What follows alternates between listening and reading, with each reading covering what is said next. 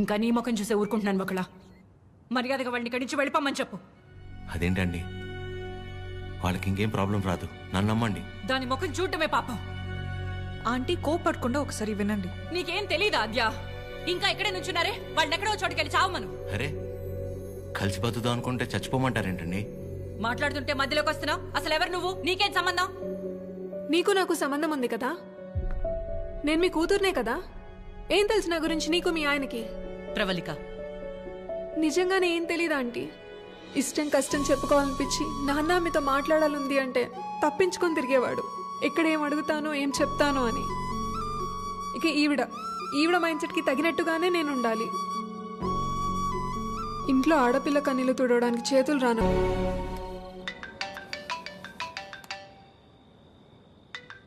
చెప్పండి. ఏం చేస్తున్నావు? ఏం లేదండి, నాకు బాగా ఇష్టమైంది మీ దగ్గర ఒకటి ఉండిపోయింది. అది ఎప్పుడు తిరిగిస్తారా అని ఆలోచిస్తున్నా. అవునా? ఏంటది? నిద్ర అండి, నిద్ర. రేపు పొద్దున మా అమ్మ బ్రేక్ఫాస్ట్కి రమ్మంది. ఏ? ప్రవళిక విషయంలో హెల్ప్ చేసావు కదా, అందుకే. అయితే టిఫిన్ పెట్టి 1000 నోట్ 10 ఇచ్చి పంపించేస్తారా? ఏం సార్, సరిపోదా? మీరేమంటే అది తప్పదు కదా, పెద్దోళ్ళు.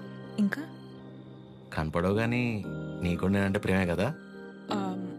అమ్మ పిలుస్తుంది. I'll call you later. Hello hello. Bye.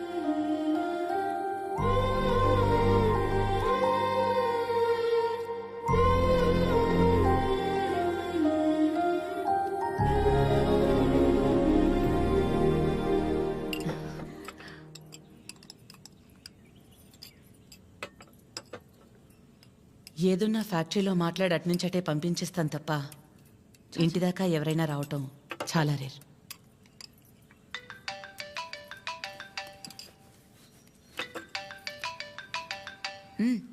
మాట్లాడు, పర్లేదు. పర్లేదండి, అంటే 9 అయింది కదా, తిన్నానా లేదా అని అమ్మ ఫోన్.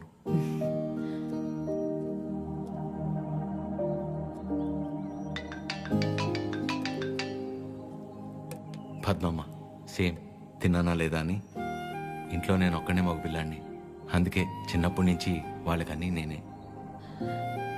ఒకసారి రమ్మని చెప్పు మీ ఇంట్లో వాళ్ళని.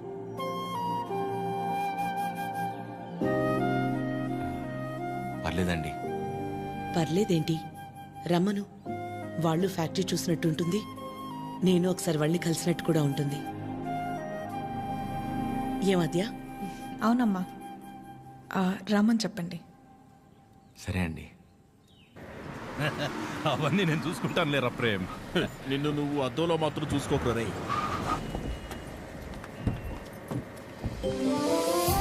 చిరు, ఎలా ఉన్నావురా? బాగుందమ్మా. నువ్వు లేకుండా ఇంట్లో ఏం తోచట్లేదు. టైంకి తింటున్నావా? ఇక్కడంతా బానే ఉందిగా. ఎక్కడ ఉంటున్నావు? షూ. అన్నీ ఇప్పుడే చెప్పాలా, తర్వాత చెప్పచ్చా? సరే తర్వాత మాట్లాడుకుందాం. బకుల గారు నమస్తే. నమస్తే. లక్ష్మమ్మ, పద్మమ్మ, శారదమ్మ, శాంతమ్మ, గౌరమ్మ. అందరూ అమ్మలే. సరే, ఇంతకీ అసలు అమ్మెవరో?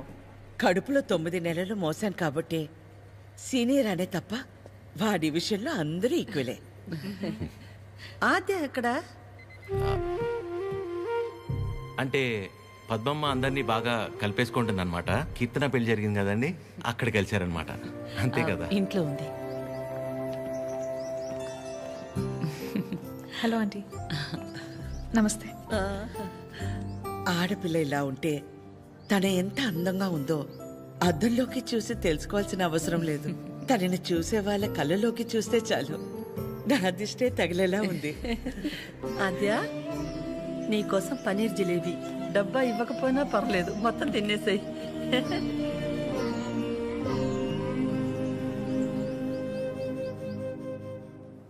ఏంటి ఆద్య, ఇంకా ఏం ఆలోచిస్తున్నావు? ఆంటీ చిరు వాళ్ళందరితో బాగానే క్లోజ్ అయ్యారు కదా ఆద్య. అదే ప్రాబ్లం ప్రవళిక. అనుమానం ఉండి అబద్ధమని తెలిస్తే కోపంతో పోతుంది, కానీ ఇంత నమ్మాక నిజం కాదంటే తట్టుకోలేదు. అండ్ దాట్ టూ, ఇదంతా తెలిసి నేను సైలెంట్గా ఉన్నానని మా అమ్మకు తెలిస్తే ఎవరున్నా లేకపోయినా నా లైఫ్లో అమ్మ ఉండాలి. ఎవరి ద్వారానో ఈ విషయం ఆంటీకి తెలిసే కంటే నీ అందరూ నువ్వే వెళ్ళి చెప్పడం కరెక్ట్ ఆద్య.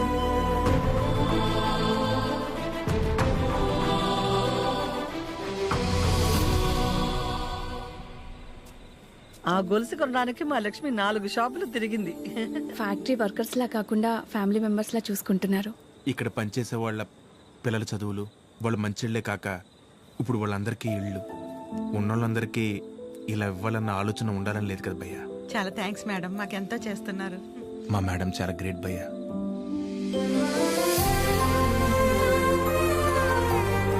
సరే సరే,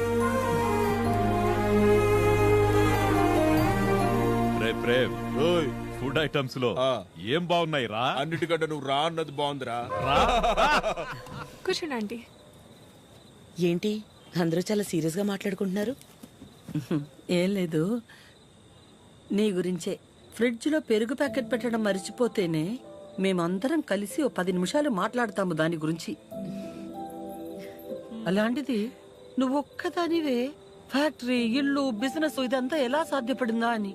ఓ అదా, ఆద్య వల్లే. లైఫ్లో ఇంకో హోప్ లేదు, అంతా అయిపోయిందనుకున్నాను. అప్పుడు ఆద్యకి 8 ఏళ్ళు. ఒకరోజు నా దగ్గరికి వచ్చి, అమ్మా నేనేమైనా తప్పు చేశానా అంది. నువ్వు తప్పు చేయడం ఏంటి అంటే ఏమందో తెలుసా? నేనే నీ ప్రపంచం అంటావు కదమ్మా, నువ్వెలా ఉన్నా అది నా వల్లే కదా. నువ్విలా ఉన్నావంటే నేనేదైనా తప్పు చేసుంటే చెప్పు, ఇంకెప్పుడు చెయ్యను అంది. ఆ క్షణం అనిపించింది ఇంకెప్పుడు తన నా దగ్గరకొచ్చి అలా అడిగేలా నేనెప్పుడు ఉండకూడదని.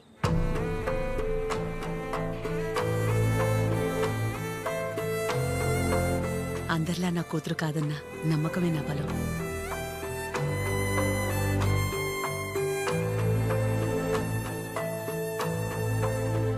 మీ బలం మీ చిరు, మీ పెంపకం తన ప్రవర్తనలో కనిపిస్తుంది.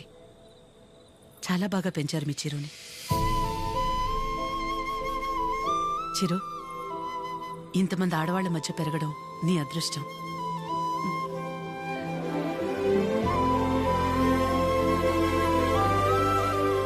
ఆస్తులు అంతస్తులు ఎవరైనా ఎలాగైనా సంపాదిస్తారు, కానీ ఓ ఆడదాని దగ్గర నమ్మకం సంపాదించాలంటే క్యారెక్టర్ ఉండాలి.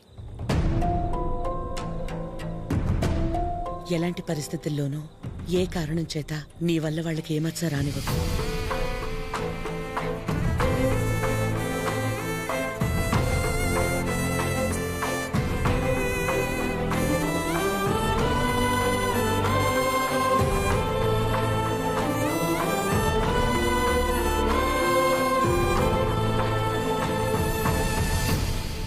బయలుదేరిపోవడం ఏంటక్క? ఒక్కసారి ఇంటికి వెళ్ళాక మాట్లాడుకుందా. అది కాదక్కా. గౌరీ, హాయ్ భయ్యా. నమస్తే అండి. మీరందరూ ఇక్కడుంటే ఆవిడేంటి మేడం గారు ఇంటివైపు వెళ్తుంది? ఎవరు? మన పద్మం గారు. వకలా, ఈ నవ్వు మీ ముఖం మీద ఎప్పుడు అలాగే ఉంటుందా? మొదట్లో నేను అందరిలాగే ఉండేదాన్ని వకలా. మన కడుపులో ఒకరు పుడితే గాని ఆడదాని జీవితం పరిపూర్ణత చెందదు కదా. పిల్లలు లేరు అనే మాట చెవిలో పడి పడి నెమ్మదిగా నవ్వు అనేదే పోయింది. పోయేదాకా ఇక అంతే అనుకున్నాను. మా చిరంజీవి పుట్టగానే అలాగే తీసుకొచ్చి మొట్టమొదటిగా నా చేతుల్లో పెట్టారు. ఆ క్షణం ఎక్కడి నుంచి వచ్చిందో ఆ నవ్వు అలాగే ఉండిపోయింది. ఈ నవ్వు నాది కాదు, వాడిది.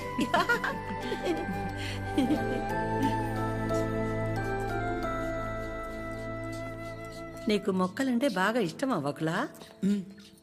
ఈ మొక్కల విషయంలో మాత్రమే ప్రపంచం ఆడా మగానే తేడా చూడదు. మా చిరు కూడా మొక్కలంటే బాగా ఇష్టం. ఇంట్లో ఎటు చూసినా ఉంటాయి. అన్నీ వాడి తెచ్చినవే. మా ఇంటికొచ్చి చూడాలి, ఎప్పుడు సందడే. నవ్వు లేకుండా నిమిషం ఉండదు. నువ్వు కనుక మా ఇంటికి వస్తే ఫ్యాక్టరీ వద్దు ఏమీ వద్దని అక్కడే ఉండిపోతావు. వీలు చూసుకుని ఒకసారి వస్తాం. ఒక్కసారి ఏంటి వకులా, నువ్వు అనాలే కాని ఆద్య ఇల్లు నీ ఇల్లు కాదా ఏంటి? మా చిరుకి ఆద్య అంటే ప్రాణం. ఆద్యకి కూడా మా చిరు అంటే చాలా ఇష్టం. కానీ నీ గురించి ఆలోచించే మా చిరుకి ఆద్య దూరం అయింది. అందుకే అందరం కలిసి చిరుని ఇక్కడికి పంపాము.